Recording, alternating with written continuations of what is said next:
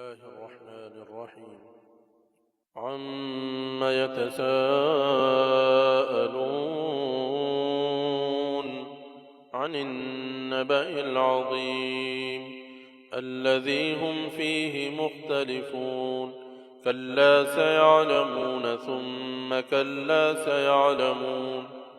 ألم نجعل الأرض مهادا والجبال أوتادا وخلقناكم أزواجا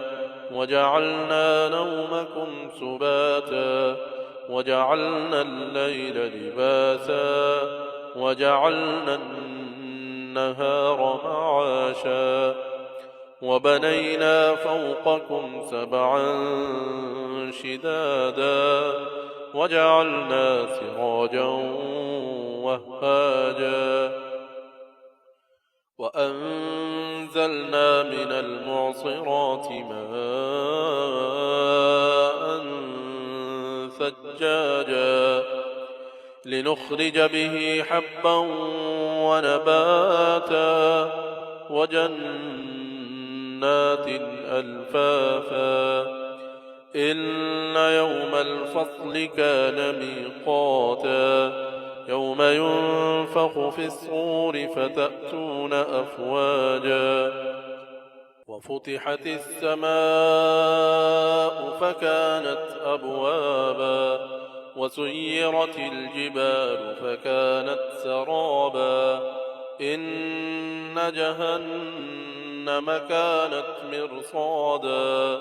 للطاغين مآبا لابثين فيها أحقابا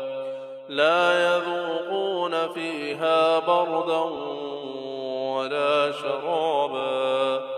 لا يذوقون فيها بردا ولا شرابا إلا حميما وغساقا جزاء وفاقا إنهم كانوا لا يرجون حسابا وكذبوا بآياتنا كذابا وكل شيء أحصيناه كتابا فذوقوا فلن نزيدكم إلا عذابا إن للمتقين مفازا حدائق وأعنابا وكواعب أترابا وكأسا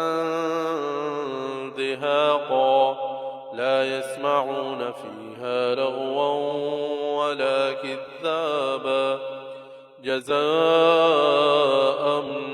من ربك عطاء حسابا رب السماوات والأرض وما بينهما الرحمن لا يملكون منه خطابا يوم يقوم الروح والملائكة صفا لا يتكلمون إلا من أذن له الرحمن وقال صوابا ذلك اليوم الحق فمن شاء اتخذ إلى ربه مآبا إنا أنذرناكم عذابا قريبا يوم ينظر المرء ما قدمت يداه ويقول الكافر يا ليتني كنت